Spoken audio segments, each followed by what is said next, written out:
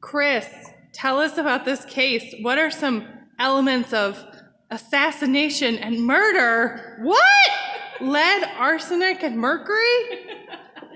Well, one of the reasons I put these out separately is because they're everywhere. Lead, arsenic, and mercury, you find them everywhere. We use them in the industry all over the place, but they're also very, very dangerous. So everybody knows about mercury being bad, but it's also used to be in all your blood pressure gauges, the sphygmomanometers that you used.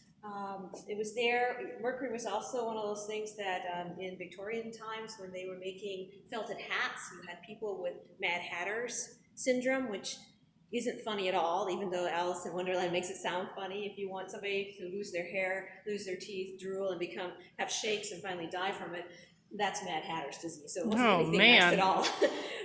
And of course, we talk about things that are happening today. So if you have that compact fluorescent light bulb in your house, that actually has mercury in it, so it needs to be disposed of in a special way. You can't simply just toss it because you're going to put mercury into the environment.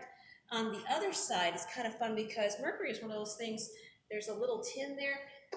Mercury was used in lots of really weird medical stuff, medical hoaxes and things. Mm-hmm. They used it all the time. Now, it was also used for things like treating syphilis, but you also find it in a lot of these different salves and things. You also find it in things, all sorts of medical stuff like that, and it's just strange because now we know we shouldn't be using it. When you get to lead, I mean, all I have to talk about is like Flint, Michigan, and the problem that people have had there with lead in their water because they had lead pipes. What are some examples of lead? We have things like, well, if you think about, you have lead tinsel, lead soldiers, toy soldiers, that sort of thing. When you think of the early muskets, you had lead balls. And the reason why they used lead was because it would melt you didn't have to heat it really high to get it to melt. It forms in nice little molds, and it's soft enough that you can actually, grind it off and easily slice it off to make your smooth little balls that you would shoot in your muskets. So how do we get it in our water?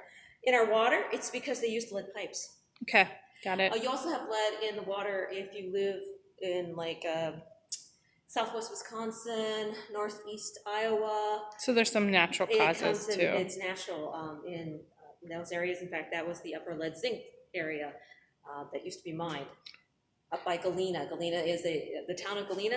Yeah. It's named for a lead mineral, Galena. Oh, cool. And then on this other case, if you want to switch around. Hold on just a minute. Okay.